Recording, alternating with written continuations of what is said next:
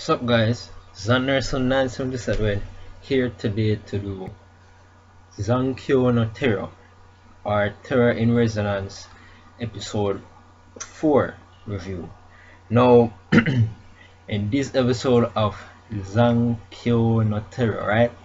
At the end of last week's episode, we see Shibazaki, he got fed up, he got upset that these guys who are Sphinx, they're taking this thing like a game, and he shouted out at the end of the video that it's not a game. It's not a game for you to play with people's lives or to take this as jovial as you guys are taking it. It's some real serious dangerous stuff, because at that point he knew that they stole the plutonium that is an essential ingredient in atomic bombs or something like that. So these guys, they're dealing with some very dangerous shit. So he told him straight out that, hey, no, this isn't a game, this isn't playing around. There's, you guys shouldn't be playing around. And in this episode, what do we see? What is the riddle, right? What is the whole theme of the story? Shibazaki had to end up playing their game, right? And even though he put in the right answer at the right time, with the hint, know thyself, something like that, he figured out that the password to stop the bomb would be his own name, Shibazaki. He put it in, but upon putting it in, because the police, they thought that they found a lead. I'm sure that it was all intentional by these guys all along. They thought they found a lead by watching these surveillance tapes, and they got a hint of going to this certain address in a certain building, going up to a certain floor. It looked like they had found out who the culprit is and whatever. These guys, they are too smart for them. But anyway, they went up there. I want to find out that upon them going there, because they decided to cheat in his terms, the bomb that was exploded wasn't necessarily a physical explosion of a bomb, but the bomb that exploded was more like the police investigation reports of a terrorist. Everything that they had stored on their drives, etc., it got just released on the internet for everybody. So these guys, they end up humiliating the police in this episode. I mean, I really had to laugh, because these guys, they're not playing around. They're really smart, they know what they're doing. Every hint that gets left behind seems to be a hint that is intentional by them. They know every hint that is left behind, they know everything. They don't make mistakes, they are very meticulous. You can only begin to question and wonder how will these guys eventually get caught, because they always cover their tracks. There's always no loose ends in regards to these guys. And in this episode, that actually gives me an idea. In this episode, they meet up upon Lisa again, because Nine, he has been actually watching Lisa for quite a while, and he has determined that Lisa looks like she has run away from home. So he was actually concerned about her, and the fact that he seems to actually care about her. So he was bringing the idea across to 12, which is the older member of Sphinx, that they should probably look out for her, because she's run away. If she gets caught, she might go to the police and report them for their involvement in the incidents that happen, because she knows that it's them. And push come to shove, Nine ends up meeting Lisa in the park.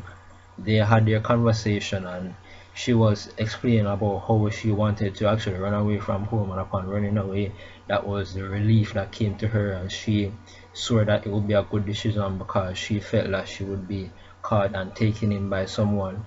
But it didn't end up turning out that way. And we see actually at the same point when the police began to make their move on the suspected hideout of Sphinx's location, the police probably got an order from her mother to search for this missing girl, and they actually found her in the park. And right before they actually had the chance to take her in, right, and rescue her of sorts, we see Nine just begin to, we see this sound of an engine in the background and lights. All of a sudden we see Nine on his bike, and all he did was basically smile at her, but that smile was all she needed as confirmation that, hey, he's saying, you know, come with me.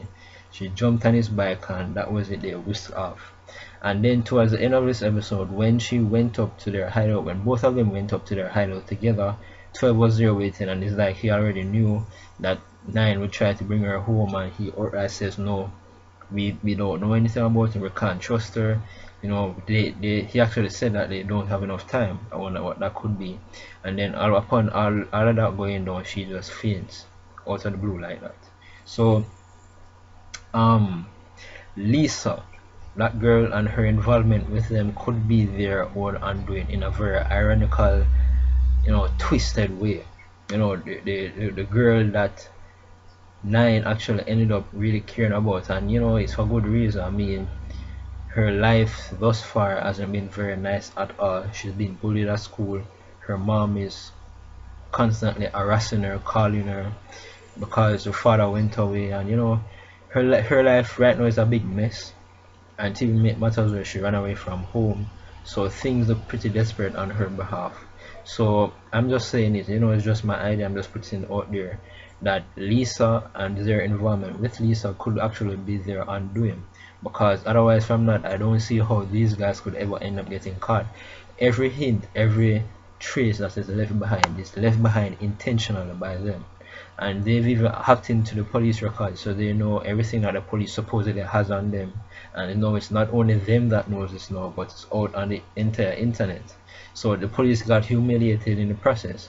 Now I'm sure that the police will know better when the other time comes up that, you know, they should follow these guys' requests to the T. Next time they tell them do not cheat, you should not cheat. These guys mean business. They are serious. They have the wherewithal and the wits, and they know how and intelligence. They know what they're doing. They're not messing around, right? And it's pretty obvious. They have the plutonium. They have a lot of people's lives in their hands. They absolutely know what they are doing. But overall, I thought this was a very good episode of Zankyou no Terror. Liked it very, very much. We see, and what I also like is the playing between the episodes, the incidents and the consequences for Shibazaki's own speech that he gave at the last of any episode, telling him that it wasn't a game. And in this episode we see him trying to have to play by his game, and because the police thought that they were actually smarter than him, trying to outwit him and capture him, but instead they end up getting humiliated and, you know, utterly defeated. So the police should really be feeling boy, completely powerless and worthless at the hands of Sphinx right now. So, and I'm pretty sure that Shibazaki is the only hope they have of defeating Sphinx. Only entire hope. For the past couple episodes, we've seen him consistently solve their riddles. You know, even if it was at the last minute or the last second, he's the only one who has the ability to solve their riddles. So they should actually begin to pay more attention to what he says instead. But that's it. That's my review. I thought it was an awesome episode of Zankyou no Terror. Liked it very much. So that's it. That's my review. Remember to rate, comment, subscribe. Sayonara.